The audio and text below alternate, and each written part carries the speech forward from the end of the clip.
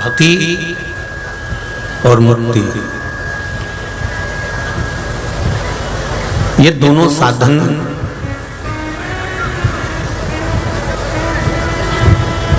मुक्ति तो मिलना ही है, प्राण को छूटना ही है, क्योंकि जो जन्म लेता है वो मरता ही है। जिसका जन्म हुआ है उसको मरना निश्चित है, वो प्राण जाएंगे।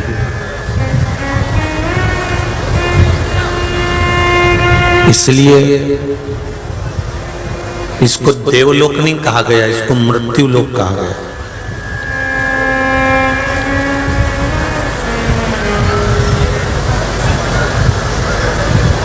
पाताल लोक, देवलोक, ब्रह्मलोक, वैकुंठ लोक,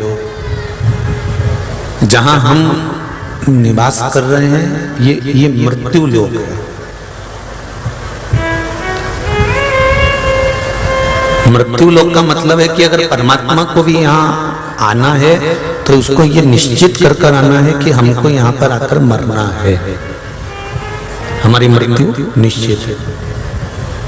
प्राण छूटेंगे जरूर, मरेंगे जरूर।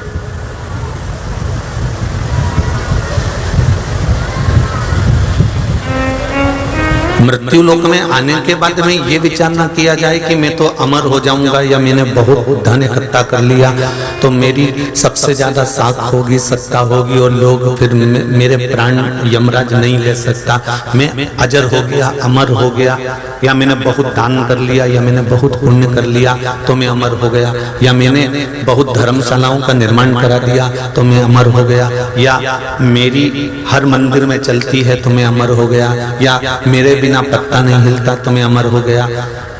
इस भूमंडल पर, इस पृथ्वी पर, इस मृत्यु लोक में जो आता है इसका नाम ही मृत्यु लोक है, कि जो आया है उसको मरना है, जाना जरूर है।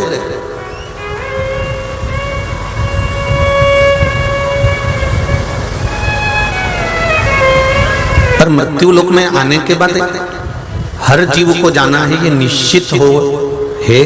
पर जाने से पहले थोड़ा सा भजन कर लेना, जाने से पहले थोड़ा सा सत्कर्म कर लेना, जाने से पहले थोड़ा मंत्र जाप कर लेना, जाने से पहले थोड़ा दान पुण्य स्मरण कीर्तन आदि कर लेना, और फिर जाना। तो फिर मृत्यु लोक में दूसरी बार फिर जन्म लेना ही नहीं है, फिर उसके परमात्मा के धाम में ही रहना। फिर हमारा कोई जन्म नहीं है, फिर हमारा कोई जन्म का क्रम नहीं है।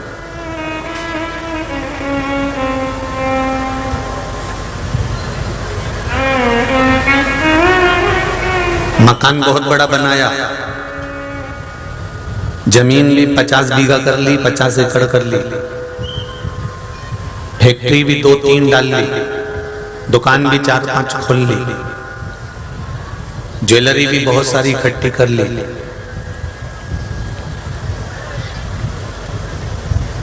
और प्राण छूटे, मरे।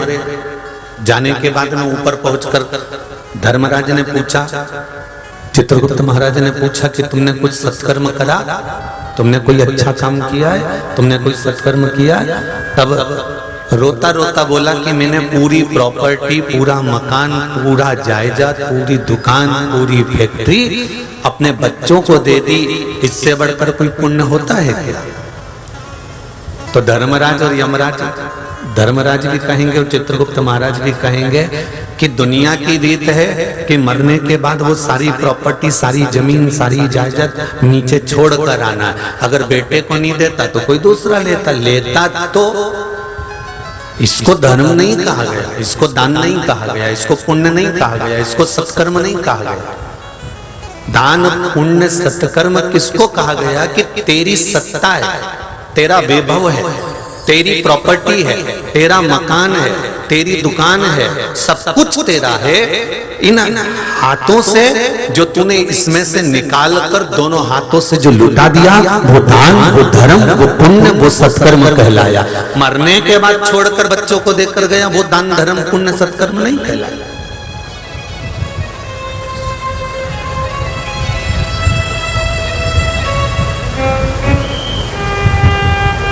जीते जी पिताजी कहते रहे मुझे हरिद्वार ले चल, प्रयागराज ले चल, काशी ले चल, नहीं लेकर गया। और मरने के बाद 25 रुपए के लोटे में अस्थियों को भरकर फिर प्रयागराज, फिर हरिद्वार, फिर काशी लेकर गया, तो उसका कोई फल मिला क्या?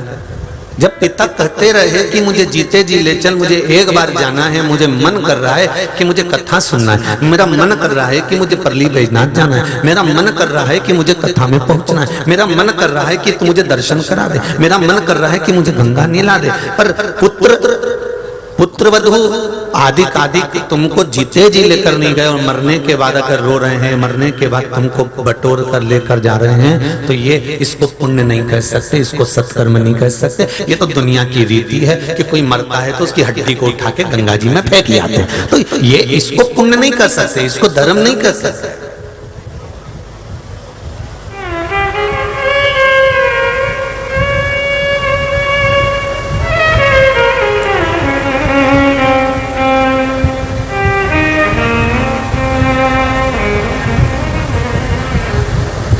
हमने पहले भी कथा में कहा, जब तक तुम्हारी श्वास चले, शरीर चले, और जब तक तुम्हारे घर में चले, तब तक जीवन के सारे अच्छे काम कर लो। इसके बाद की कोई जवाबदारी नहीं है कि कोई अच्छा काम होगा।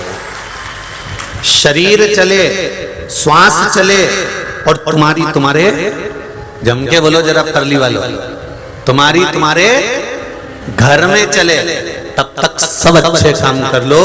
जिस दिन तुम्हारे घर में चलना बंद हो जाएगी और ये शरीर चलना बंद हो जाएगा, उस दिन फिर कोई अच्छा काम नहीं कर पाओगे। फिर तो बच्चे तुमसे कुछ दान पुण्य करा दें तो करा दें, कोई तुम्हें कहीं तीर्थ ले जाए तो ले जाए, तुम्हें कोई बाबा का दर्शन करा दे तो करा दे, नहीं तो बड़ा मुश्किल है। शरीर चले तो दौड़ दौड़ के परली बैजनाथ का दर्शन कर आना, शरीर चले तो भगवान के मंदिर चले जाना, शरीर चले तो तीर्थ चले जाना, शरीर चले तो तुम्हारी मर्जी पड़े कथा में चले जाना, और तुम्हारे घर में चले तब तक बहन बेटी आए तो निकाल कर थोड़ा देते जाना। तुम्हारे हाथ चल रहे हैं, तुम्हारा घर और तुम्हारे घर में चल रही है तो थोड़ा संत ब्राह्मण आए तो उनकी सेवा में लगा देना, कोई गौ माता दरवाजे पर आए तो उसको एक रोटी दे देना। जब तक तुम्हारे घर में चले तब तक बहू बेटे नाती पोती पंती रिश्तेदार कुटुंब कबीला सबको संभाल कर कुछ अच्छा बन सकता है उनके लिए तो कर सकते हो, ना बने तो कहीं से कम भगवान का भजन तो कर सकते हो, स्मरण कर सकते हो। हम तो कई बार कथा में कहते हैं तुम दान नहीं कर सकते, बिल्कुल मत करो, तुम कुछ किसी को दे नहीं सकते, बिल्कुल मत दो, तुम्हारा 1 रुपया भी तुम्हारी अंगूठी से नहीं खसकना चाहिए, मत खसकाओ। पर एक काम जरूर करना कि जितना कमाया है 10,000 रुपए रोज कमा रहे हो तो उसमें से कम 200 रुपए रोज अपने शरीर पर खाने में और अपने ऊपर खर्च करना प्रारंभ करो। जोड़ कर मरने के लिए पैसा इकट्ठा मत करो, कुछ अपने ऊपर खर्च करो। सवेरे 9 बजे से दुकान खोल के बैठता है, शाम को रात्रि को 9-10 बजे तक आता है। सवेरे भी गया, रोटी का ठिकाना नहीं पड़ा, डब्बा ले गया, नाश्ता करा नहीं करा, फोन पे फोन आ रहे थे, फिर आया तो 2 रोटी खाई, थोड़ी देर आराम करने का मन था तो भी नहीं करा, कहीं दुकान पे नौकर कुछ निपटा नहीं जाए, इसलिए तुरंत भागा, दुकान पे बैठा। रात को 10 बजे आया, इतना थक गया कि बेचारा रोटी भी प्रेम से नहीं खा पाया। 5-10 मिनट बस हैंडसेट मोबाइल को थोड़ा बहुत देख लिया, व्हाट्सएप चला लिया, हेलो हाय कर लिया और नेत्र बंद कर जो सोया तो सवेरे उठा, फिर अपने काम में लग गया। जिंदगी का आनंद, जिंदगी का एंजॉय, जिंदगी को खुश होकर, जिंदगी को मस्त होकर जिया कब है? माँ के गर्भ से पैदा हुआ था तब भगवान ने तुझे बीपी और शुगर नहीं दिया क्या? किसी को गिफ्ट में देकर भेजा था भगवान ने? अरे बोलो तो जम के। जब माता के गर्भ से पैदा हुआ था ना तो तुझे बीपी दिया था ना तुझे शुगर दिया था, ना भगवान ने तुझे ब्लड प्रेशर दिया था ना तुझे शुगर दी थी, ना कोई बीमारी देकर पैदा करा था। भगवान ने तो तुझको अच्छा पैदा करा था, बड़ा खुश होकर पैदा करा था, और तेरे जन्म पर माता पिता भी बड़े प्रसन्न हुए थे कि हमारे घर में बच्चा जन्म लिया है, बेटा बेटी ने जन्म लिया है। भगवान ने ना तो तुझे बीपी दी, भगवान ने ना तुझे शुगर दी, परंतु चलती हुई जिंदगी में तेरा बचपन अच्छे से निकल गया क्योंकि माँ बाप ने तेरे को टेंशन नहीं दिया, तेरी जवानी अच्छी निकल गई, तूने कॉलेज में खूब एंजॉय करा। जब तेरा विवाह हो गया और तू चक्कर में पड़ता गया, कमाना कमाना कमाना कमाना कमाना, दिन भर भोजन करने की सुध ना रही तो शुगर हो गई। शुगर होती कैसे है? जब भोजन का समय आगे पीछे होने लगता है। किसी डॉक्टर से पूछ लेना, और यहाँ पर भी डॉक्टर साहब बैठे होंगे, उनसे पूछ लेना, या कहीं कैंप लगा हो तो उसमें पूछना कि शुगर कैसे होती है। कि हमारा भोजन का समय निश्चित नहीं रह पाता, हम बहुत समय तक भूखे रहते हैं, हमारे को भूख लग रही होती है और हम भूख मार रहे होते हैं, उससे शुगर हो जाती है। कहीं शुगर डाउन होगी, कहीं शुगर बढ़ जाएगी, इससे शुगर होती है। बीपी कैसे हुआ? कोई पैसा ले गया, टेंशन है, रात्रि में नींद नहीं आ रही, बेचैनी है, रात भर करवट बदल रहे हैं, पत्नी पूछ रही क्या हो गया, सबसे सो तो जाओ, पर उसको तो चिंता ही चिंता। रात को 2 घंटे सोया, 1 बजे फिर नींद खुल गई, बैठा हुआ टेंशन में पड़ा हुआ, सोच रहा है, विचार रहा है, बीपी गड़बड़ हो गया। दूसरे दिन फिर गोलियां खाना पड़ी। अपने जीवन को हमने अपने हाथ से बिगाड़ा। परमात्मा ने किसी का जीवन बिगाड़ कर नहीं दिया। परमात्मा तो कहता है कि सुख की मैंने तुझे जन्म दिया, जब माता के स्तनों में मैंने दूध दिया, तो तू मरेगा तब तक की जवाबदारी मेरी है। तो चिंता मत करना, टेंशन मत लेना, तू तो अलमस्त होकर अपनी जिंदगी जी और अपने जीवन को सही से भजन कर कर जियो, स्मरण कर कर जियो, कीर्तन कर कर जियो, मंत्र जाप कर कर जियो, भगवत नाम जप कर कर जियो।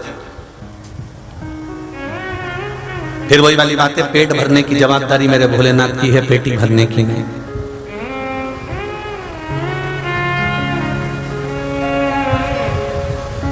आप अपनी जिंदगी को खुश होकर तो जियो, मत दो किसी को, पर अपने ऊपर खर्च तो करो।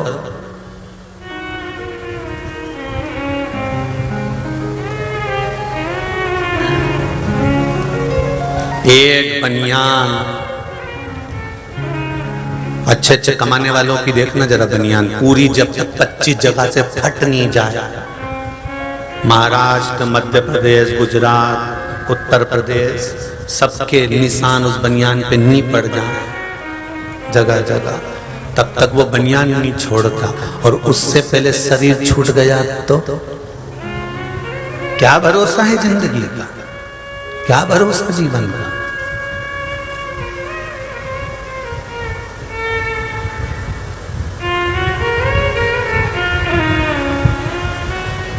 बेटा खुश की जिंदगी जी रहा है, आज भी बेटा फुल एंजॉयमेंट जीवन जी रहा है। पापा मेरा बर्थडे है, मुझे हैंडसेट बड़ा वाला कटा हुआ सेवफल का चाहिए,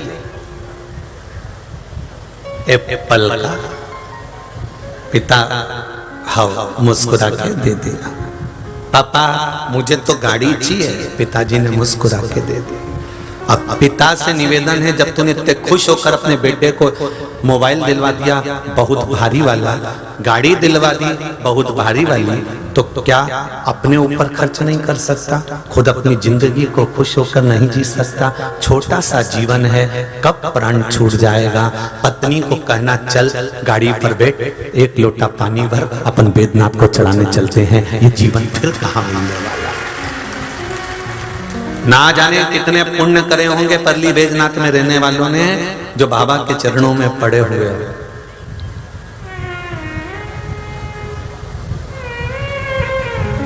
मैं तो बेटियों से भी निवेदन करूंगा, जब तुम्हारा रिश्ता अगर परली बैजनाथ से आए कोई छोरे का, तो बेटियों से भी निवेदन है कि मम्मी से कह देना कि पुणे और मुंबई मत देना, बाद में दे देना, परली बैजनाथ मेरे को ब्याह देना, जिससे मैं वहां बाबा का दर्शन तो कर लूंगी, मैं वहां बाबा का स्मरण तो कर लूंगी।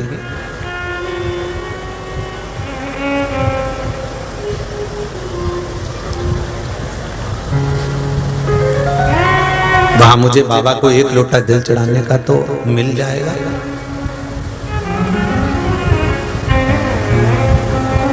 जीवन चल रहा है, कब जीवन पलट जाए इसका कोई भरोसा नहीं। हलवा बनाना किसको आता है? थूली, सीरा, किस किस को बनाना आता है? जरा हाथ उठाओ तो जरा, सबको आता है। डर लो, वापिस दो, ठीक है। सीरा बनाने में सबसे जरूरी चीज कौन सी है?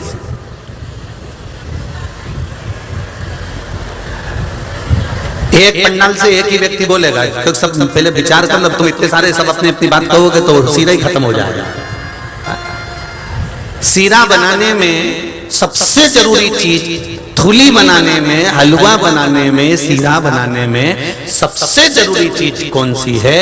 तो क्या है सबसे जरूरी चीज? तो कहा उसमें सबसे जरूरी चीज है वो जो पलटा होता है ना, जिससे पलटा जाता है, वो सबसे जरूरी है। बोलो रे, सही है कि गलत है? तुमने तो ये सोचा ही नहीं था। सबसे जरूरी है, नहीं तो तुम्हारा घी डालना भी बेकार, शक्कर डालना भी बेकार, आटा डालना भी बेकार। कढ़ैया में पड़ा की पड़ा है और उसको कोई पलटे नहीं तो सीरा बनेगा? अरे बोलो तो जम के, थूली बनेगी? नहीं। सीरा बनाने में सबसे जरूरी चीज अगर कोई है तो वो पलटा, वो खोचा जो इसको हिलाता रहता है, चलाता रहता है, वो जरूरी है। क्यों? क्योंकि उस खोचे से हमको सीखने को मिलता है कि जब थूली बनाते हैं, पानी डाल देते हैं, सीरे में पानी डाल देते हैं, पानी डालने के बाद वो फुदक फुदक फुदक फुदक करता है। जैसे ऊपर फुदकने लगता है, पलटा नीचे जाता है और जाते से पलट देता है। फिर वो फुदक फुदक करता है क्या? अरे बोलो तो जम के, नहीं करता। फिर नीचे वाला फिर फुदकना चालू करता है तो फिर गया और फिर पलट देता है। बस उस पलटे से, उस खोचे से हमको यही सीखना है। ये खोचा, ये पलटा मेरे भोलेनाथ ने अपने पास में, त्रिशूल को देखना वो खोचे और पलटे जैसा ही होता है। किसी ने पूछा, भोलेनाथ आपने त्रिशूल क्यों रख रखा है? शंकर भगवान के ये संसार की कढ़ाई में जितने भी पड़े हुए हैं ये सब आटे के और थूली के कण हैं, इनको पलटने का काम मेरा ही है। जो ज्यादा फुदकता है उसको तुरंत नीचे डाल देता और ऊपर कर देता।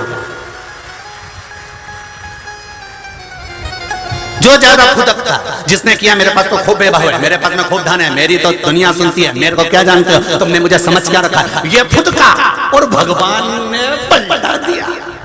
अब ऐसा पलटा दिया, 2 कदम चलता, मेरी बीपी, मेरा शुगर, मेरी सांस भर आ रही है, मेरी श्वास दमे की बीमारी हो गई, कहीं कुछ हो गया। तो किसी ने पूछा, तुम्हारे पास में तो वैभव बहुत था, तुम्हारे पास में धन बहुत था, तुम्हारे पास में संपदा बहुत थी, तुम्हारे पास में दौलत बहुत थी, फिर क्या हुआ? तो कहा उसके पलटने में देरी नहीं लगती। वो कब पलटे से हलवे को ऊपर कर दे, सीरे को ऊपर कर दे, नीचे कर दे, इसका कोई समय नहीं होता। जो ज्यादा फुदकता है उसको नीचे कर दिया जाता है। फिर वो चिल्लाता है, मेरे को आग लग रही है, तप रहा हूँ। फिर वो जाके वैद्यनाथ जी के चरणों में रोता है, मैंने कौन सा पाप कर दिया जो तूने मुझे शरीर में इतना रोग दे दिया? मैंने कौन सा पाप कर दिया? मेरी प्रॉपर्टी खा गया, मैंने कौन सा पाप कर दिया? मेरे रिश्तेदार मुझे नहीं पूछ रहे। भगवान के आगे फिर नीचे से अग्नि में तपता है, जब वो तपता है तब भगवान के आगे रोता है। तब शंकर जी कहते हैं, रुक जा, मैं अभी पलटता हूँ। और शंकर जी ने फिर नीचे से उसको उठा के फिर ऊपर धर दिया। पर मालूम क्या था कि फिर फुदक गया, फिर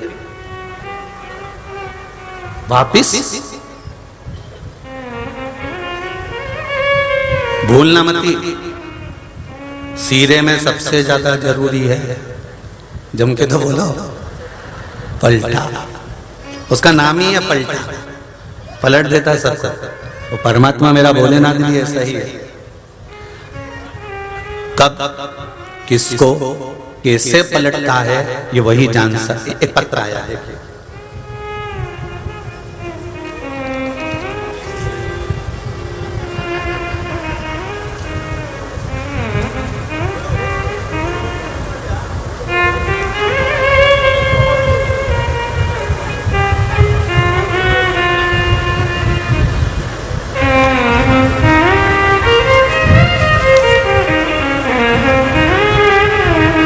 श्रद्धा सासनिक जिंतूर महाराष्ट्र से हैं। कहीं बैठी हो तो हाथ हिलाइएगा। आप ही हैं? दोनों हाथ हिला दो एक बार, दोनों हाथ हिलाओ। हर हर महादेव।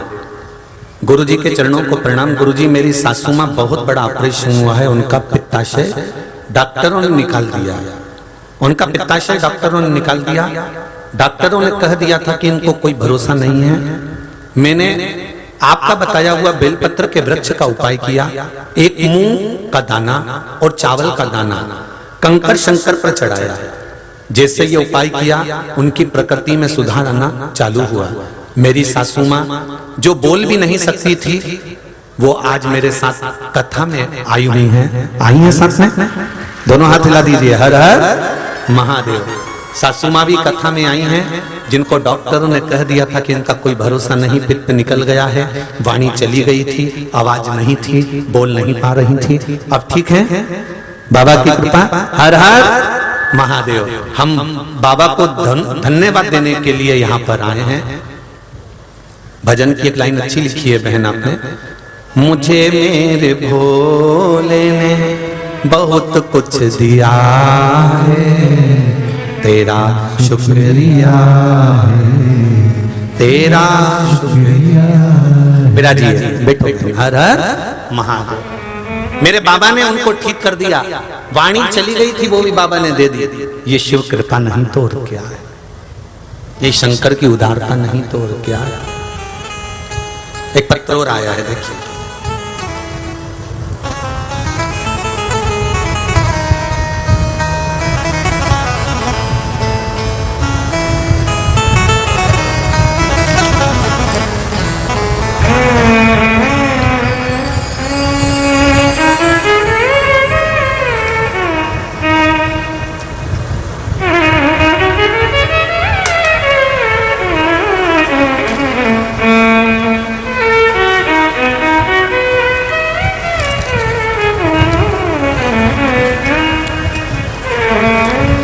पहले बच्चों का फोटो देख लीजिए। पृथ्वी भट्टर, वायु भट्टर, युग जेठलिया,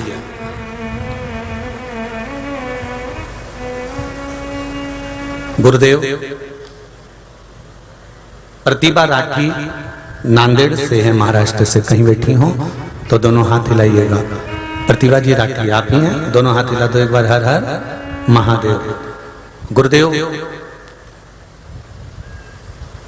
आस्था चैनल पर हरदम कथा सुनती हूँ। मुझे 2 बेटियां ही हैं, दोनों बेटियों की शादी हो गई थी। बड़ी बेटी की शादी होके 7 साल हो गए थे, संतान नहीं थी। छोटी बेटी को भी शादी को 4 साल हो गए थे, संतान नहीं। आपके कथा सुन के जब डॉक्टरों के पास सारा इलाज करवा लिया तब हताश हुए, तब कथा में सुना, मैंने पशुपति व्रत करना प्रारंभ किया अपनी बेटियों के लिए। पहला व्रत जुलाई के महीने में 2021 में किया। भोले बाबा से यही प्रार्थना की कि मेरे बेटी के घर संतान देना। 3 महीने भी नहीं हुए, गुरुदेव बाबा की ऐसी कृपा हुई कि पशु व्रत होने के बाद 3 महीने के अंदर ही मेरी बेटियां प्रेग्नेंट हो गईं। दोनों बेटियों के गर्भ में संतान आई। दूसरा पशुपति व्रत दोनों बच्चियों के स्वस्थ रहने के लिए किया और दोनों भी गर्भवती रहीं, तब स्वस्थ और मस्त रहीं शिव जी की असीम कृपा से। छोटी बेटी को सोमवार सोमवती अमावस्या के दिन पुत्र रत्न की प्राप्ति हुई और 2 सप्ताह के बाद मेरी बड़ी बेटी को 2 जुड़वा पुत्र की प्राप्ति हुई। ये शिव जी की कृपा से प्राप्त हुआ। दोनों बच्चियों के, तीनों बेटों के फोटो में भेज रही हूँ। बाबा देवाधिदेव महादेव का प्रसाद मेरे घर में बाबा ने दिया है। उन्होंने लिखा है कि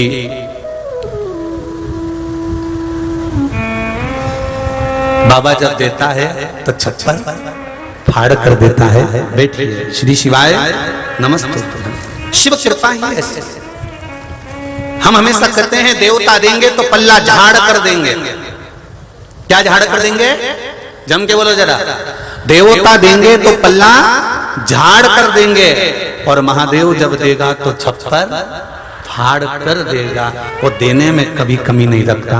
बस आपका विश्वास, आपकी दृढ़ता, आपकी जागरूकता और आपके हृदय में शिव के प्रति विश्वास होना चाहिए।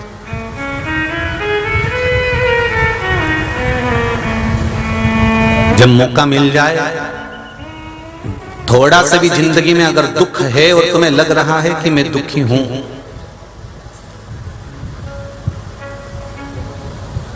कहीं ऐसा लगे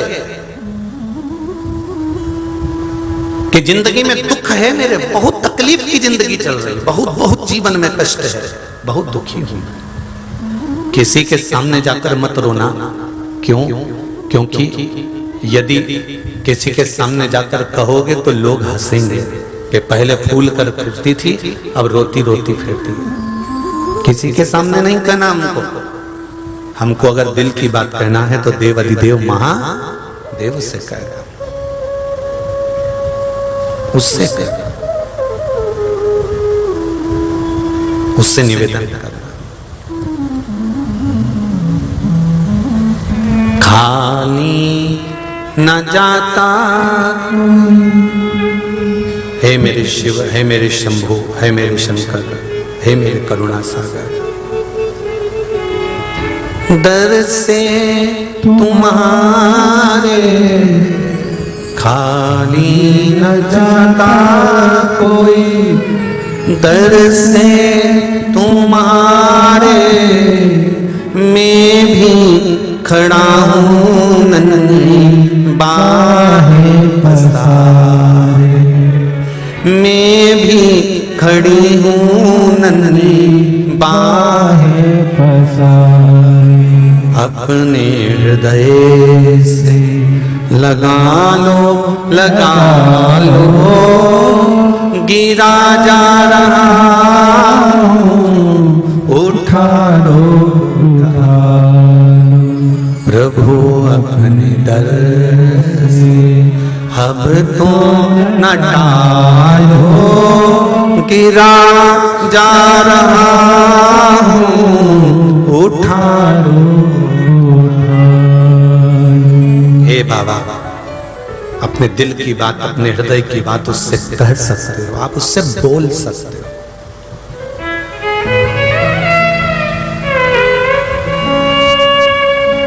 उससे कहोगे तो वो सुनेगा जरूर।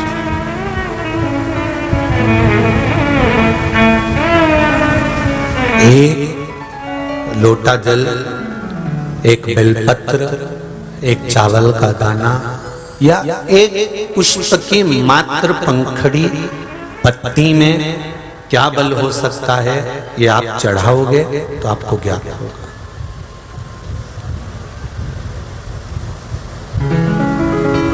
स्वयं 33 कोटि देवी देवताओं में कोई एक देवता आकर कह दे कि मेरे को महादेव ने नहीं दिया। भगवान कृष्ण के घर में 16,108 रानियां थी और भगवान कृष्ण के घर में जब संतान नहीं हुई तब गर्गाचार्य बाबा से पूछकर क्या अनुष्ठान करूं, क्या पूजन करूं कि मेरे घर में संतान हो। तब गर्गाचार्य बाबा ने भी कह दिया था, कृष्ण एक कन्हैया एक काम करो, एक एक रानी के साथ पार्थिव शिवलिंग का निर्माण कर कर पूजन करो, उससे संतान हो।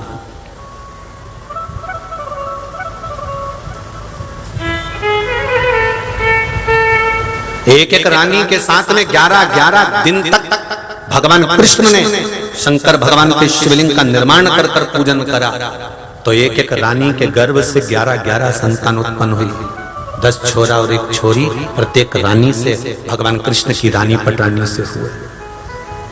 मेरे राम जी महाराज जब धनुष तोड़ने के लिए गए तब शंकर भगवान का शिवलिंग का पूजन कर कर गए, पार्थिव शिवलिंग का निर्माण कर कर पूजन कर कर तब भगवान राम धनुष को तोड़ने के लिए जाते हैं। जब सीता को ढूंढने के लिए, माता जानकी को ढूंढने के लिए जाते हैं तब शिवलिंग का निर्माण करते हैं। ऐसा कोई दिन मेरे राम जी का नहीं जाता जिस दिन वो पार्थिव शिवलिंग का निर्माण नहीं करते। ऐसा कोई दिन मेरे कृष्ण का नहीं जाता जिस दिन वो शंकर का पूजन नहीं करते। वो तो दुनिया के लोगों ने आज के समय में ऐसा भ्रम उत्पन्न कर दिया कि हम राम वाले, हम कृष्ण वाले, हम ये वाले, हम वो वाले, हम शिव मंदिर नहीं जाते, हम शंकर जी का प्रसाद नहीं लेते, हम शंकर जी को नहीं मानते। मत मानो। पार्वती जी ने शिव जी से कहा कई बार कि भोलेनाथ जी, मेरे पिताजी ने श्राप दिया है, सती मैया के पिता दक्ष प्रजापति ने श्राप दिया है कि तुम शमशान में निवास करोगे, अपन शमशान में रहेंगे, अपन शमशान में रहेंगे तो कौन मिलने आएगा अपने से। स्वयं पार्वती जी शंकर भगवान से करेंगे कि शमशान में रहेंगे तो कौन मिलने के लिए आएगा। शंकर भगवान ने कहा तू घबरा मत, नहीं आएगा तो बांध के लाएंगे, तू क्यों टेंशन लेती है। और एक बार अगर वो आ गया तो वापिस नहीं जाएगा, निश्चित है। शंकर भगवान के ससुर दक्ष प्रजापति ने श्राप दिया था कि शिव मैं तुम्हें श्राप देता हूं कि तुम शमशान में निवास करोगे। शंकर भगवान तो उठकर नाच रहे थे। शिव जी को इतनी प्रसन्नता हुई कि मेरे ससुर ने मुझे श्राप दिया है कि मैं शमशान में रहूंगा। भगवान विष्णु ने पूछा तुम्हें श्राप लगा है और तुम नाच रहे हो? शंकर भगवान कहते हैं मेरे ससुर जैसा दूसरा कोई ससुर नहीं होगा कि मेरे ससुर ने मुझे प्लाट भी दिलाया तो ऐसी जगह दिलाया जहां कोई कब्जा ही नहीं करेगा, इसलिए शमशान में मैं आराम से रह तो सकूंगा। शमशान में कौन कब्जा करता है?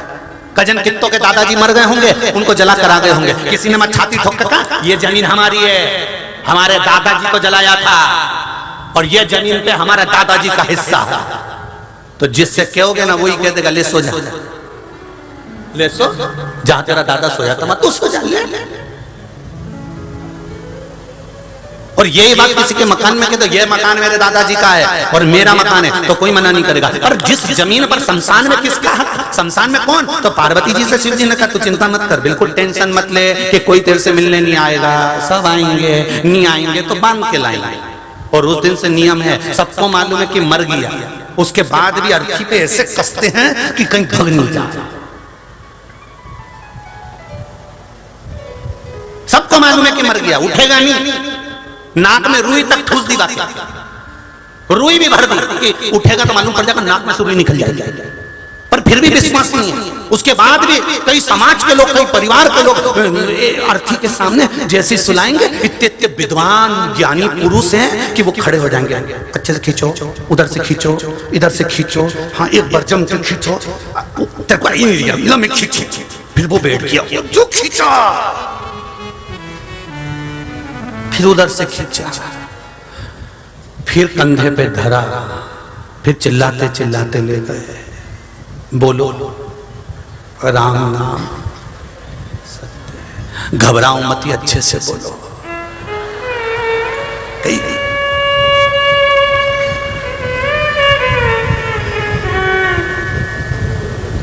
ले गए।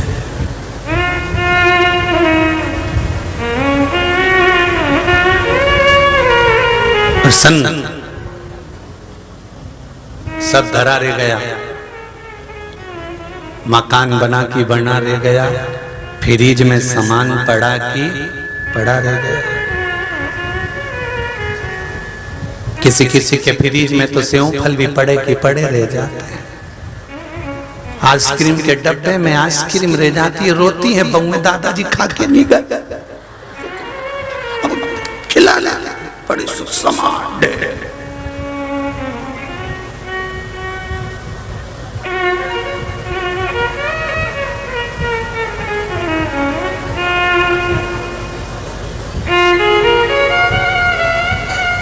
अरे क्या सुख,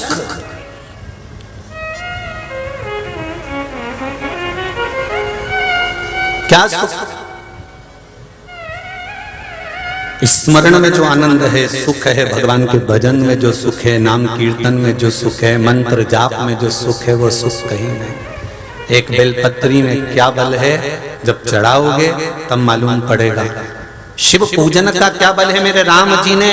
तुम पूरे जहां से राम जी अयोध्या से लंका तक गए, राम जी के अयोध्या से चलने से लेकर लंका के बीच में जो राम पथ गमन बना हुआ है, कभी मौका मिल जाए तो गाड़ी लेके राम पथ गमन सरकार ने बनवाया है। सरकार ने जो राम पथ गमन बनाया है, उस राम पथ गमन पर गाड़ी लेकर चलना कि जहां जहां राम जी महाराज चले हैं वहां वहां उन्होंने शंकर भगवान की पूजन करी है। पूरे राम पथ गमन में जगह जगह पर शंकर भगवान के शिवलिंग मिलेंगे। कोई से पूछोगे कहां का? राम जी के हाथ का, ये राम जी ने बनवाया था, ये राम जी के हाथ का। राम जी ने इतने शिवलिंग के निर्माण करे, इतने मंदिर के निर्माण करे, चलते चलते शिवलिंग शिवलिंग शिवलिंग का पूजन करते करते गए। और जाओ तो पूरे भारत की भूमि पर घूम कर आओ तो लोग कह देंगे ये पांडवों ने बनवाया था। तो पांडव तो भगवान कृष्ण के साथ रहते थे, अगर मंदिर बनवाना था तो कृष्ण का बनवाना था, फिर शिव का क्यों बनवाया? क्योंकि भगवान कृष्ण ने पांडवों से कहा था अगर तुम्हें वैकुंठ का रास्ता चाहिए और पूरे विश्व पर राज्य चाहिए तो शिव की आराधना में लग जाओ। इसलिए पांडवों ने शंकर के मंदिर बनवाना चाहा। जो शिव की आराधना में डूबा रहता है वो कभी नीचे नहीं आता, कभी डाउन नहीं होता, बढ़ता ही चले जाता। और कुछ प्रमाण देखना हो तो हमारे यहाँ के आदरणीय प्रधानमंत्री जी को देख, काशी से चालू हुए हैं उन्होंने कहा नहीं, गुजरात से नहीं लड़ूंगा, काशी से लड़ूंगा, शंकर को पकड़ूंगा तो केदारनाथ तक पहुंच जाऊंगा, ये निश्चित है। ऊपर की ओर बढ़,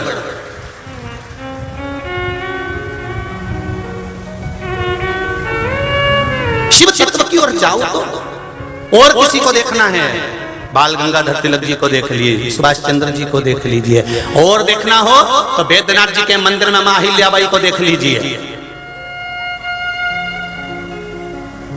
और देखना हो तो शिवाजी को देख लीजिए। वीर शिवाजी की माता शिवाजी को अगर कोई लाड प्यार लड़ाती थी तो शंकर के शिवलिंग के साथ खिलवाती थी। कौन कौन जाने? देखना है वीर शिवाजी को देख लीजिए, महाराणा प्रताप को देख लीजिए।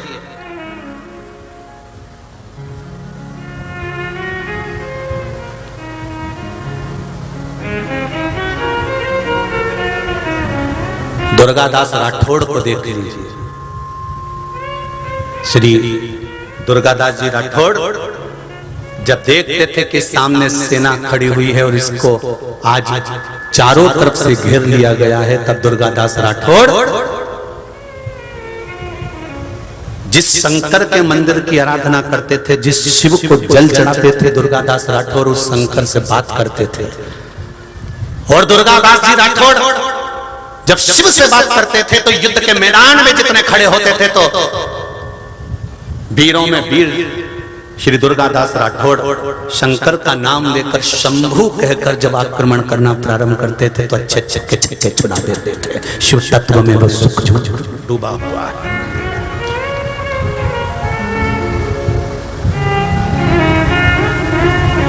कई बार वीर दुर्गादास जी राठौड़ से पूछा गया, हे राठौड़, युद्ध के मैदान में चारों तरफ से तुम्हें घेरा जाता है, युद्ध लड़ने वाला एक और युद्ध लड़ता है, तुम तीन तरफ से युद्ध कैसे लड़ लेते हो? वो तीन तरफ युद्ध कौन लड़ता है? दुर्गादास जी राठौड़ कहते हैं, मैं अकेला युद्ध नहीं लड़ता, मेरे साथ में तीन नेत्र वाला देवाधिदेव महादेव भी चलता है।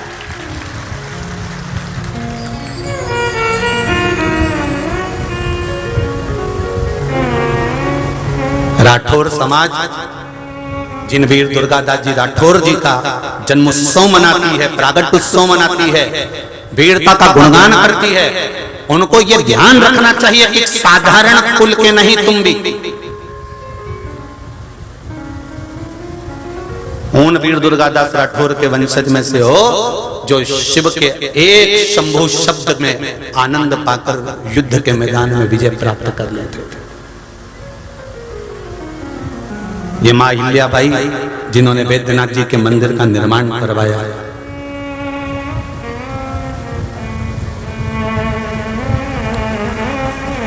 ये माता अहिल्याबाई कोई साधारण, कभी मौका मिले तो YouTube पे हमारी कथा डली होगी है, अहिल्या शिव महापुराण की कथा जो इंदौर से बातचीत थी,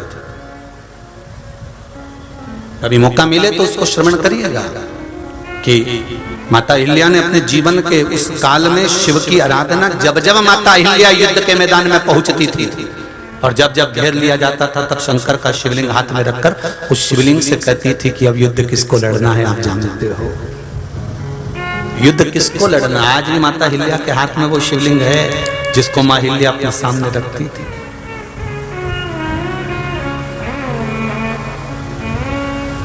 आज भी आप शिव की आराधना करो तो मेरा निवेदन है, जितने जितने लोग इस आस्था चैनल पर कथा सुन रहे हैं, जितने फेसबुक यूट्यूब पर कथा सुन रहे हैं, जितने इस परली बैजनाथ के 1 2 3 4 5 पंडाल में बैठकर कथा सुन रहे हो, इन सब से निवेदन है और जहां तक ये आवाज जा रही है वहां तक निवेदन कर सकता हूं कि एक बार तुम शंकर का चरण पकड़ो तो, उसकी देहली पकड़ो तो।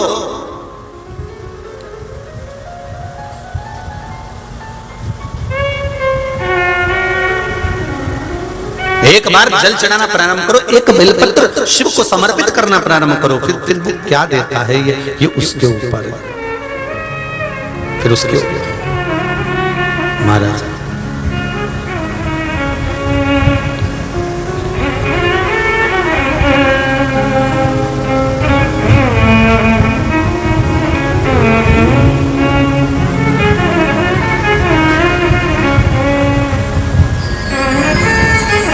इस बेलपत्ती में क्या बल है। महाराज, जिसको देख कर मेरा भोला मगन है,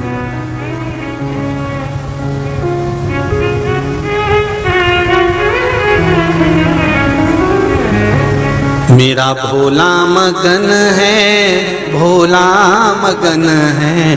इस बेलपत्ती में क्या बल है, मेरा भोला मगन है।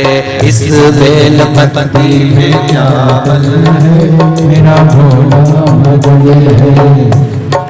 पत्नी में क्या बल है, मेरा भोला मगन है। ओ भोला मगन मेरा भोला मगन है, भोला मगन मेरा भोला मगन है। भोला मगन मेरा भोला मगन है, भोला मगन मेरा भोला मगन है। अरे इस बेलपत्ती में क्या बल है, मेरा भोला मगन है। इस बेलपत्ती में क्या बल है, मेरा भोला मगन है। ओ भोला मगन मेरा शंभू मगन है, भोला मगन मेरा शंभू मगन है। भोला मगन मेरा शंभू मगन है, भोला मगन मेरा शंभू मगन है। अरे इस बेलपत्ती में क्या बल है, मेरा भोला मगन है। इस बेलपत्ती में क्या बल है, मेरा भोला मगन है। बड़े आनंद से दोनों हाथों से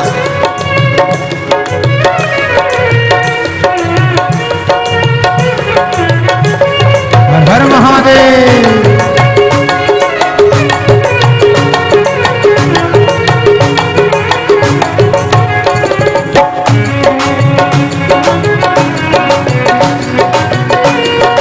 हे शंभो।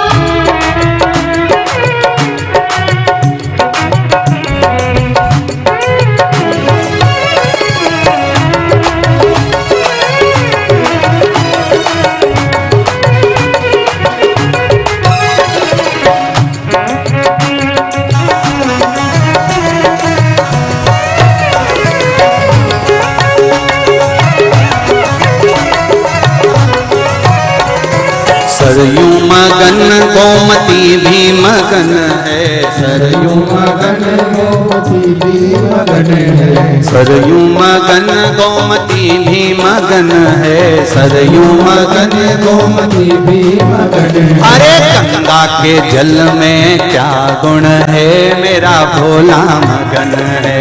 गंगा के जल में क्या बल है, मेरा भोला मगन है। अरे गंगा के जल में क्या बल है, मेरा भोला मगन है।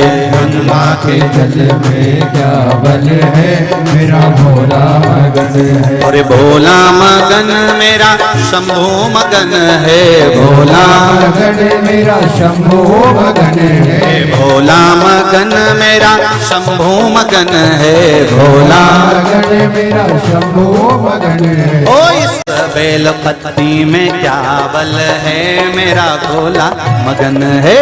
इस बेलपत्ती में क्या बल है, मेरा भोला मगन है। हो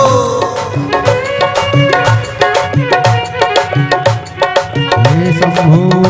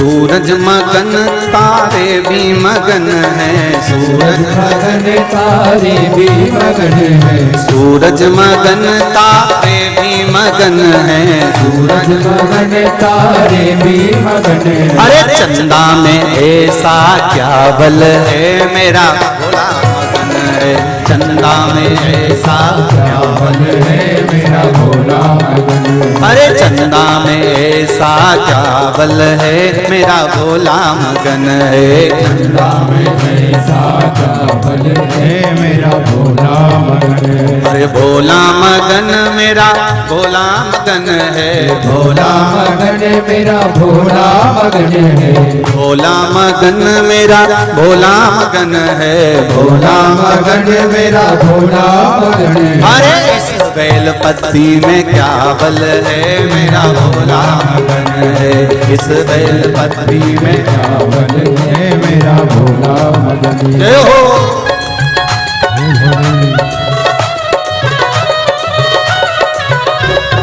जय हो। शंभो। जय हो।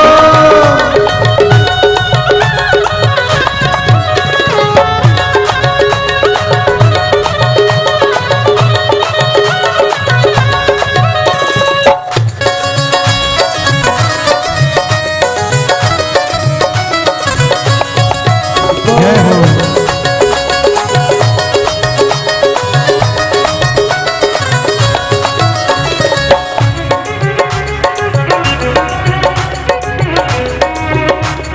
जय हो।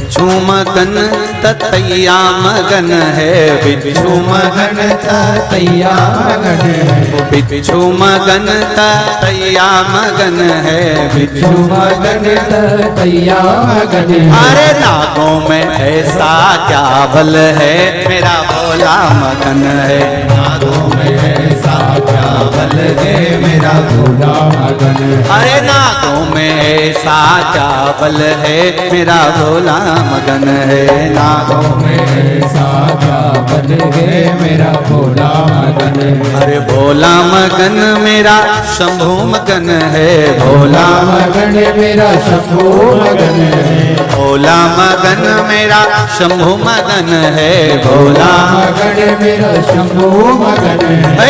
इस बेलपत्ती में क्या बल है, मेरा भोला मगन है। इस बेलपत्ती में क्या बल है, मेरा भोला मगन है। ओ इस बेलपत्ती में क्या बल है, मेरा भोला मगन है। इस बेलपत्ती में क्या बल है, मेरा भोला मगन है। मेरा भोला मगन, मेरा भोला मगन, मेरा भोला मगन, मेरा भोला मगन, मेरा शंभु मगन, मेरा शंभु मगन, मेरा भोला मगन, मेरा भोला मगन, मेरा शंभु मगन, मेरा भोला मगन, मेरा शंभु मगन, मेरा भोला मगन, मेरा भोला मगन, मेरा भोला मगन, मेरा शंभु मगन, मेरा भोला मगन, मेरा भोला मगन, मेरा शंभु मगन, मेरा भोला मगन, मेरा शंभु मगन, मेरा भोला मगन, मेरा शंभु मगन, मेरा भोला मगन, मेरा शंभु मगन, मेरा भोला मगन, मेरा शंभु मगन, मेरा भोला मगन, मेरा शंभु मगन, मेरा शंभु मगन, मेरा शंभु मगन, मेरा भोला मगन, मेरा भोला मगन, मेरा भोला मगन, मेरा भोला मगन, मेरा भोला मगन, मेरा भोला मगन, मेरा भोला मगन, मेरा भोला मगन, मेरा भोला मगन, मेरा भोला मगन, मेरा भोला मगन, मेरा शंभु मगन, मेरा भोला मगन, मेरा शंभु मगन, मेरा भोला मगन, मेरा शंभु मगन, मेरा भोला मगन, मेरा शंभु मगन, भोला मगन, मेरा भोला मगन, मेरा भोला मगन, मेरा भोला मगन, मेरा भोला मगन, मेरा भोला मगन, मेरा भोला मगन, मेरा शंभु मगन, मेरा भोला मगन, मेरा शंभु मगन, मेरा भोला मगन, मेरा शंभु मगन, मेरा भोला मगन, मेरा शंभु मगन, मेरा भोला मगन, मेरा शंभु मगन। मेरा भोला मगन, मेरा शंभु मगन। अगर मेरा परली वेदनाथ वाला भी दोनों हाथों से बड़े भाव से मगनता के साथ, मेरा भोला मगन, मेरा शंभु मगन, मेरा भोला मगन, मेरा शंभु मगन, मेरा भोला मगन, मेरा शंभु मगन, मेरा भोला मगन, मेरा शंभु मगन, मेरा भोला मगन, भोला मगन, मेरा भोला मगन, मेरा भोला मगन, मेरा भोला मगन, मेरा भोला मगन, मेरा भोला मगन, मेरा भोला मगन। तुमसे जोरदार चौथे नंबर के पंडाल वाली ताली हो जा रहा है, पूरा यहाँ से दिख रहा है मेरे को। हाँ जी जी, दोनों हाथों से मेरा भोला मगन, मेरा भोला मगन, मेरा भोला मगन, मेरा भोला मगन, मेरा भोला मगन, मेरा मेरा भोला मगन, मेरा शंभु मगन, मेरा भोला मगन, मेरा शंभु मगन, मेरा भोला मगन, मेरा शंभु मगन, मेरा भोला मगन, मेरा शंभु मगन, मेरा मगन, मेरा भोला मगन, मेरा भोला मगन, मेरा भोला मगन, मेरा भोला मगन, मेरा भोला मगन। बोल परली वेदनाथ भगवान की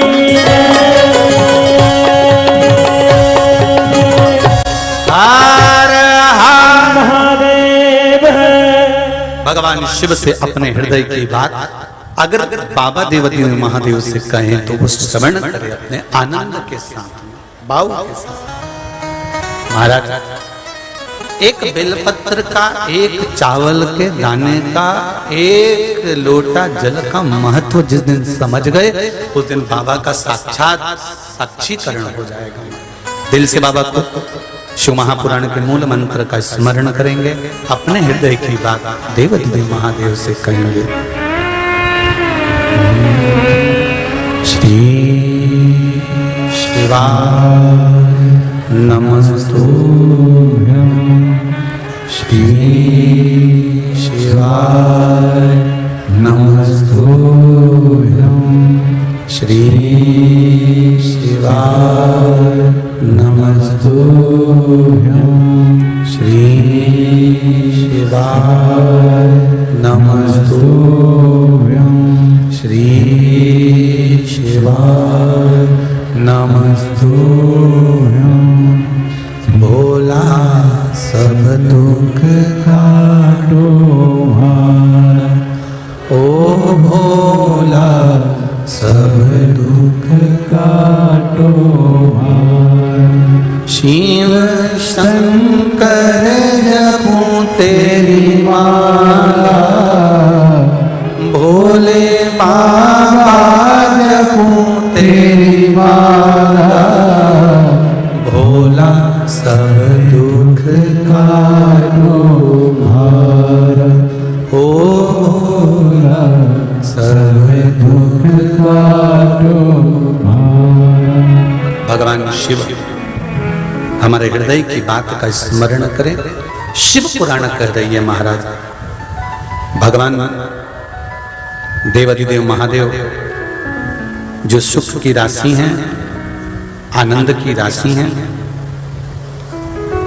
ऐसे भगवान देवाधिदेव महादेव की कृपा करना दया। ब्रह्मा जी ने हृदय से दक्ष को प्रकट किया, 60 कन्याओं का जन्म हुआ, पर दक्ष प्रजापति ने मां दुर्गा भवानी से विनती कर कर एक कन्या और मांगी, और वो कन्या दुर्गा भवानी ने कहा, दक्ष तुम कन्या मांग रहे हो, दूसरी कन्या कहां ढूंढने जाऊंगी, मैं तुम्हारे घर में जन्म लूंगी,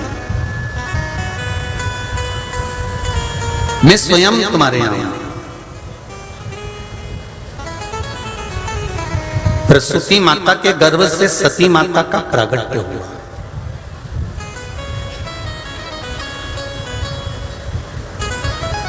जिन सती माता का प्रागट्य हुआ वो सती मैया भगवान शंकर की आराधना में डूबी रही, शिव की स्तुति में लगी रही।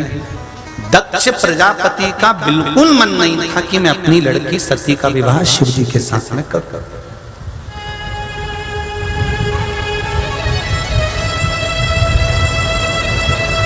देखिए,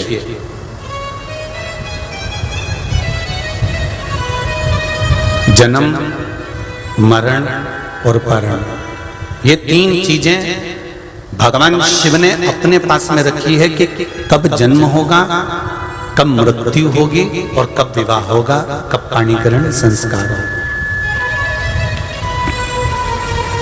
ये देवाधिदेव महादेव ने अपने पास रखा।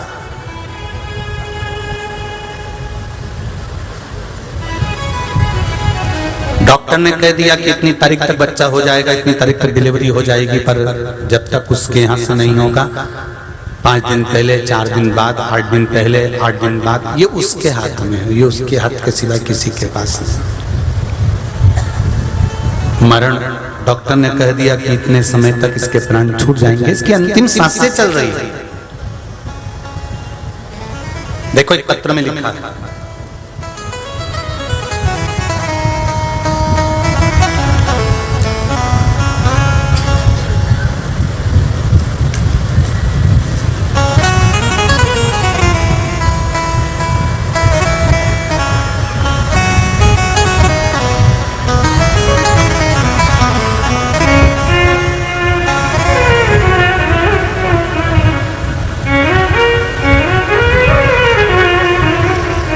मुकाम मंगल बाला साहेब तापसे,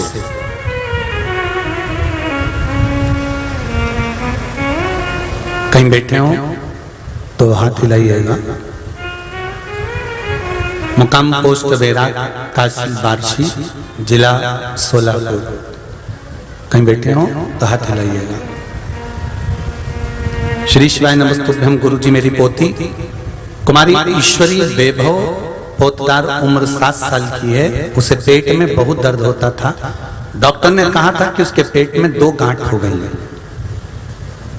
उसे हॉस्पिटल में एडमिट कराना पड़ेगा। उस समय हम सब घबरा गए। आस्था चैनल पर छत्तीसगढ़ से शिव कथा चल रही थी। छत्तीसगढ़ की उस कथा को हमारे रिश्तेदार के कहने पर हमने सुनना चालू करा। तब शिव कथा में आपने कहा था कि 1 लोटा जल और 1 बेलपत्र शिव जी को चढ़ाने के लिए कहा था, और शिव जी को अर्पण किया हुआ जल और बेलपत्र खाने को कहा था। गुरुदेव, हमने अपनी पोती को, डॉक्टर ने तो कह दिया कि 2 गठान है, इसका ऑपरेशन कराना पड़ेगा, और ऑपरेशन का हमने विचार भी कर लिया था कि बाहर कहीं हैदराबाद आदि में ले जाकर करा लेंगे, पर पोती को शिवजी पे चढ़ा हुआ जल और 1 बेलपत्र रोज खाने को दिया। बाद में मेरी पोती को बाशिन के अस्पताल में लेके गए और वहां पर सोनोग्राफी की गई। सोनोग्राफी जैसे ही करी गई तो गुरुदेव, जो गठान एक सोनोग्राफी में और एक्सरे में आ चुकी थी, जिसका फोटो भी आया, वही गठान दोनों गांठें दूसरी सोनोग्राफी में गायब हो चुकी थी, एक भी गड्ढा नहीं बची थी। ये शिव है। तेरी कृपा बिना न हिले एक भी अणु लेते सांस तेरी कृपा से तनु तनु। हे गंगाधार धार मुक्तिदार ओमकार तू, भोले ओमकार तू। आयो शरण तिहारी शंभो तार तार तू।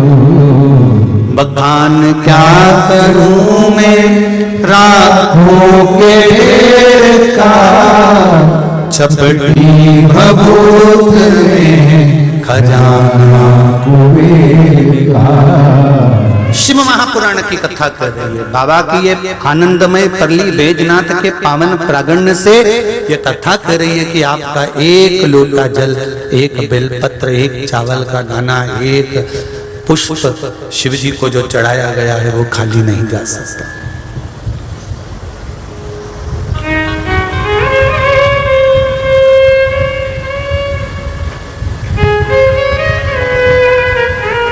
जिसके घर के अंदर शिवलिंग रहता है, घर के बाहर नहीं, घर के अंदर,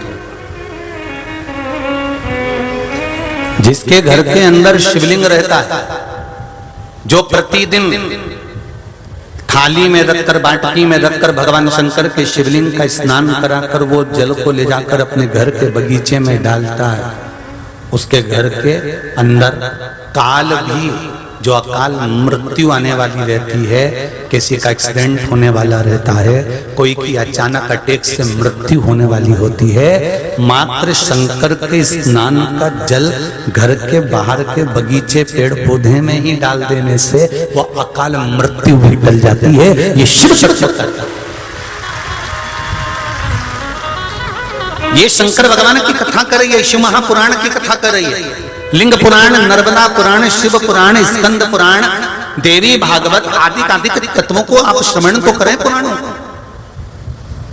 कितना सुंदर सुंदर भाव उसमें वर्णित किया गया। सती मैया नहीं मानी, शिव जी से विवाह करने के लिए आतुर हुई। भगवान शंकर का रोज प्रतिदिन माता सती शंकर भगवान का अनुमोदन करने लगी, स्मरण करने लगी, आराधना करने लगी। सती मैया को मालूम था ऐसे विवाह होने वाला नहीं है। शंकर को इतनी जल्दी रिझा लेना और शिव के तुम हो जाना और शंकर को तुम्हें अपना बना लेना, ये बड़ा कठिन काम है। पर केवल भोले मन से, हृदय से, चित्त से, मन से, भाव से, केवल निर्मल मन से शंकर को अपना बनाया जा सकता।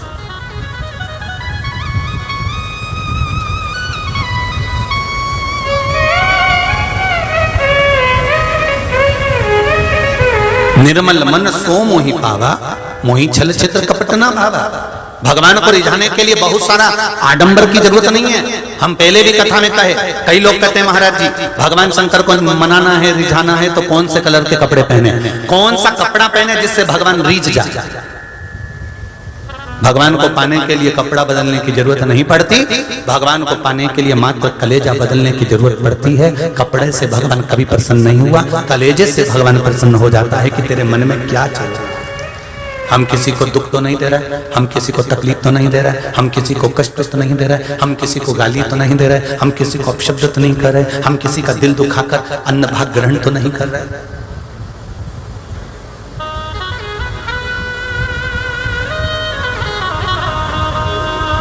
सती मैया प्रतिदिन भगवान शंकर को जल समर्पित करती है, प्रतिदिन।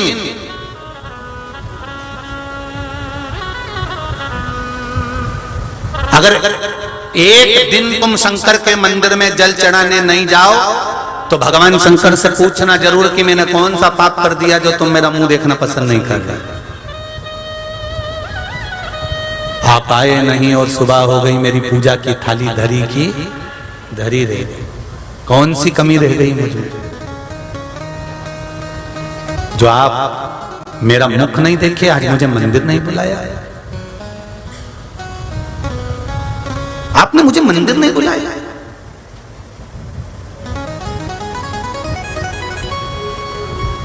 बहुत बहुत विचित्र विचित्र लोग संसार में रहते हैं। कई ऐसे लोग रहते हैं जो गंगा के घाट पर रहने के बाद भी कभी गंगा नहाने नहीं जाते। कोई नहाने आता है तो उससे भी कह देते बिल्कुल अड़भंग होके, हम तो भैया देखो गंगा नहाने जा ही नहीं पाते क्योंकि पानी बहुत ठंडा है, इसलिए हम तो घर पे ही गर्म करके नहा लेते हैं। अब मन चंगा तो कटौते में गंगा। ऐसे पल्ली बैजनाथ में भी बहुत सारे भेरू रहते होंगे।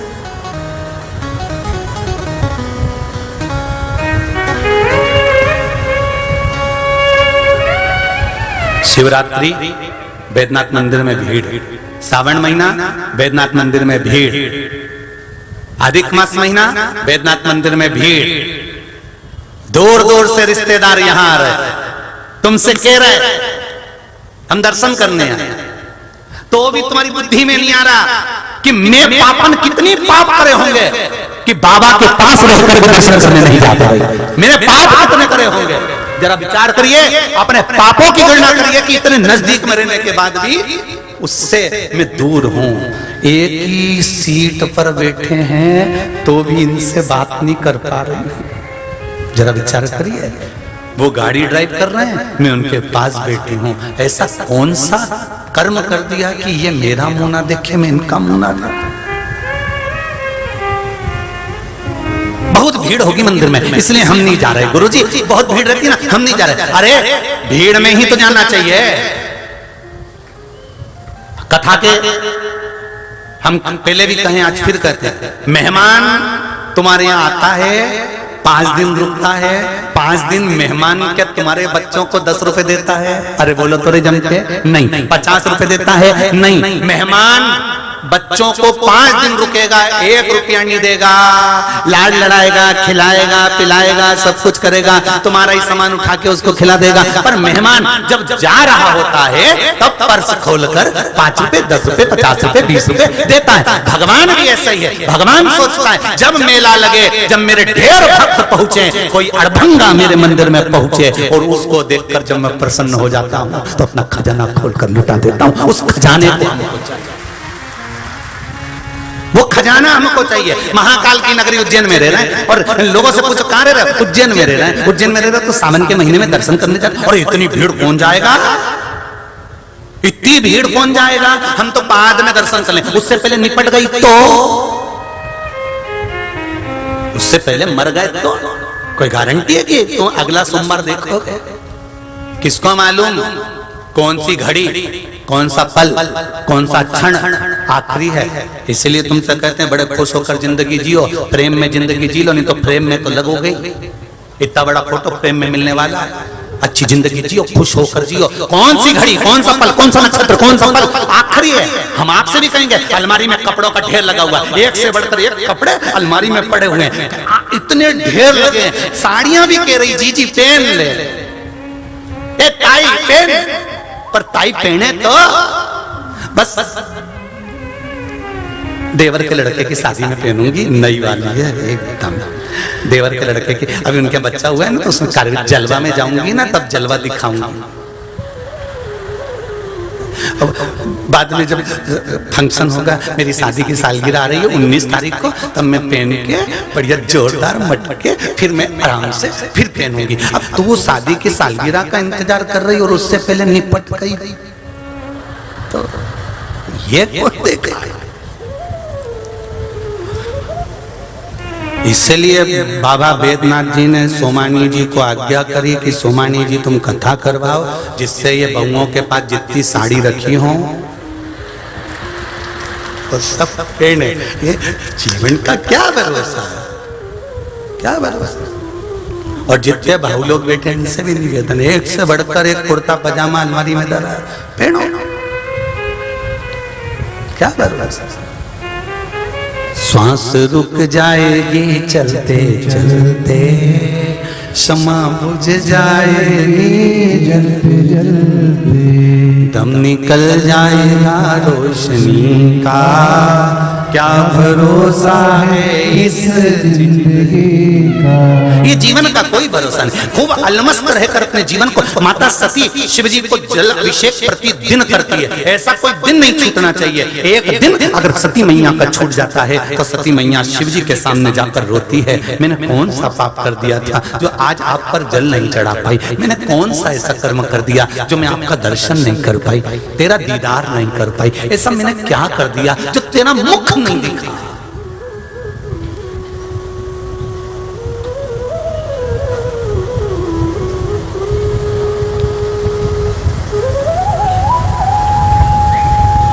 बैद्यनाथ बाबा के मंदिर में भीड़ हो तो अपने मोहल्ले में शिव मंदिर हो तो उस पर जल चढ़ाओ।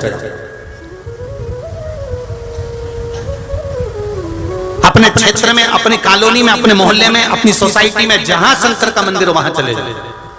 पर जिस दिन उत्सव रहे, मनोरथ रहे, उस दिन जाना चाहिए। मंदिर में नहीं जा सकते तो मंदिर के बाहर खड़े होकर शिखर दर्शनम सर्व पाप नाशनम, शिखर का दर्शन कर।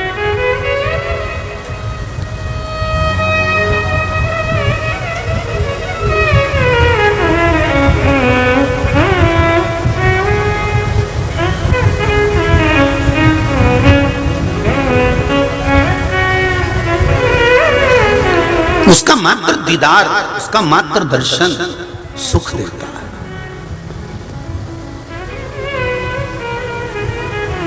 महाराज एक नियम बनाओ शिव मंदिर में जाने का, और सुनो, यदि ज्यादा किसी के शरीर में कोई पत्थरी पड़ गई हो, डॉक्टर कह रहा है कि दर्द है, ऑपरेशन करना ही पड़ेगा, दुर्वा शिवजी के ऊपर चढ़ाकर, ताजी वाली दुर्वा शिवजी को चढ़ाकर जल चढ़ा, बाल चंद्रेश महादेव का नाम लेकर, अगर बाल चंद्रेश नहीं बोल सकते हो तो चंद्रमौली भगवान का नाम लेकर। कौन से भगवान? चंद्रमौली महेश। जल चढ़ाओ, जल को थोड़ा सा कटोरी में झेल कर लाओ, दुर्वा वापिस उठा लीजिए, शिवजी से कहकर कि इसको औषधि कर दीजिए। बच्चा बच्ची के उदर में थोड़ा पत्थरी पड़ गया है, पत्थर पड़ गया, किडनी लीवर के पास हो गया है, डॉक्टर ऑपरेशन का बोल रहा है, पर तुमने अगर अमृत कर दिया तो ये अमृत हो जाएगा। अमृत के प्रसाद के रूप में उसको मांग कर लेकर आओ, औषधि के रूप में मांग कर लाओ। वो दुर्वा, एक एक दुर्वा रोज खाली पेट सुबह प्रतिदिन खिलाना प्रारंभ करो। 15 से 20 दिन लगेंगे। जो पानी पिया है पहले दिन, रोज शिव जी पे चढ़ा हुआ जल पिलाओ, और दुर्वा जो लेकर आए हो वो 15-20 दिन खिलाओ। फिर जांच कराइए, पथरी निकल गई होगी, शिव ठीक कर गया। शिव पर चढ़ाया गया, मेरे शंकर पर, मेरे भोलेनाथ पर, मेरे शंभू पर अर्पण की गई वस्तु अगर औषधि के रूप में लाए हो तो वो औषधि होती ही है, वो औषधि।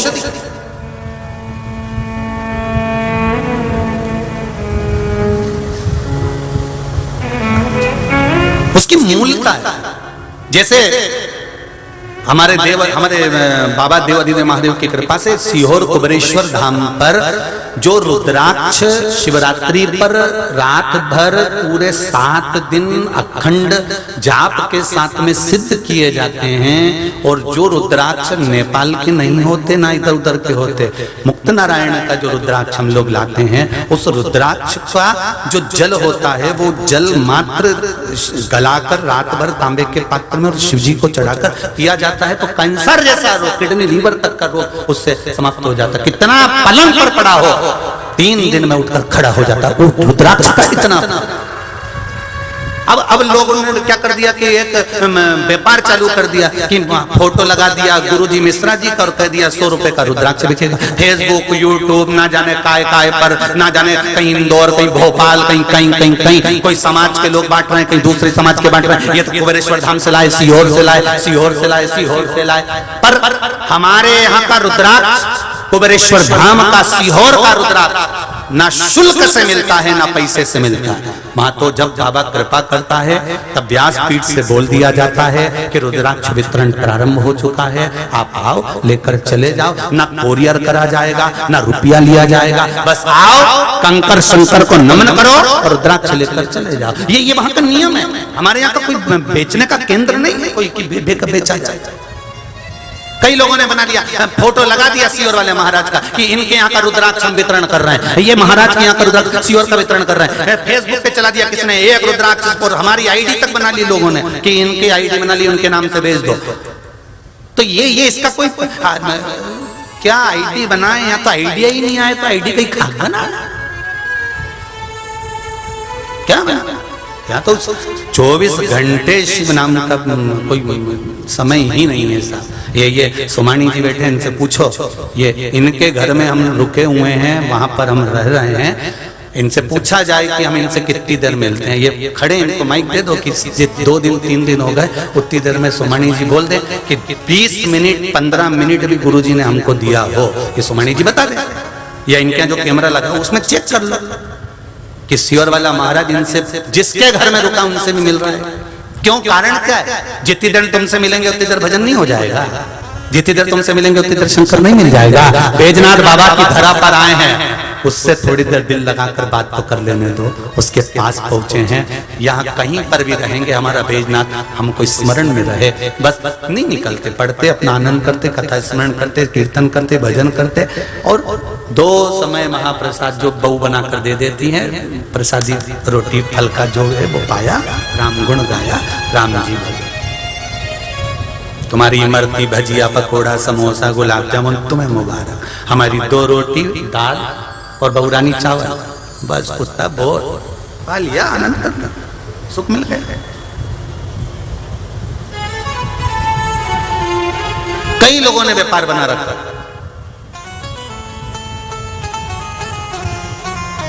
कई लोगों ने फोटो लगा लगा कर बेचे, तो यहाँ रुद्राक्ष मिल जाएगा, रुद्राक्ष ना तो कभी हम कुबेरेश्वर धाम से आपको भेजेंगे और ना कभी कहीं बिकेगा।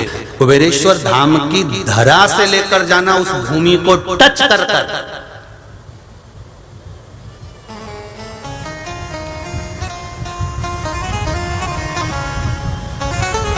उस भूमि पर पहुंच कर लेकर आना, तो वो फलित हो। एक अंदाजा लगा कर देखना, तुम अपने कोई व्यक्ति बीमार पड़ता है ना, उसको तुम दवाई दे दो, उसको आराम नहीं लगता, खूब दे दो तो भी आराम नहीं लगता, फिर क्या करना पड़ता है? उसको हॉस्पिटल डॉक्टर के पास ले जाना पड़ता है। और जैसे ही डॉक्टर उसको छूता है ना, आधी बीमारी तो समाप्त। कई बच्चों को देखना, मम्मी उसको घुट्टी पिला रही, दवाई पिला रही, जो डॉक्टर लिखता था वही की वही दे रही है, तो भी आराम नहीं लगेगा। डॉक्टर का हाथ लगा और इसको आराम लगा, क्योंकि उसके स्पर्श मात्र से उसका आराम लगना प्रारंभ हो जाता है। कुबेरेश्वर धाम के मात्र स्पर्श से ही आराम लगना प्रारंभ हो जाता है। हम तो ये मानते हैं, तो बेचे क्यों? क्यों बेचा जाए? सती मैया ने नियम बनाया कि 1 लोटा जल, पर आज माता सती जल चढ़ाते समय दूर हो गई शिव से, नहीं चढ़ा पाई, कोई कारण बन गया। और वो कारण केवल सती का नहीं था। भारत की भूमि के आस्था चैनल पर देश और विदेश में जितनी भी माताएं कथा सुन रही है, सती माता के चरित्र को अवश्य श्रवण कर लेना। ये सती माता का दूर हटने का कारण नहीं था। सती मैया जो 7 दिन तक भगवान शंकर की आराधना नहीं कर पाई, वो हर नारी के साथ, प्रत्येक नारी के साथ।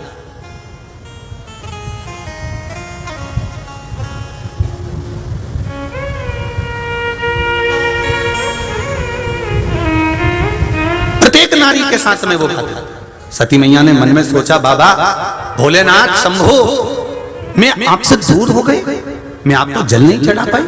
ऐसा कई नारियां हैं, माताएं हैं, जब रजो धर्म आता है, रजस्वला धर्म आता है, 5 दिन 7 दिन भगवान की सेवा नहीं कर पाती हैं, जल नहीं चढ़ा पाती हैं, तो उनका हृदय दुखता है, मन में लगता है कि मैं इतने दिन चढ़ाई, 7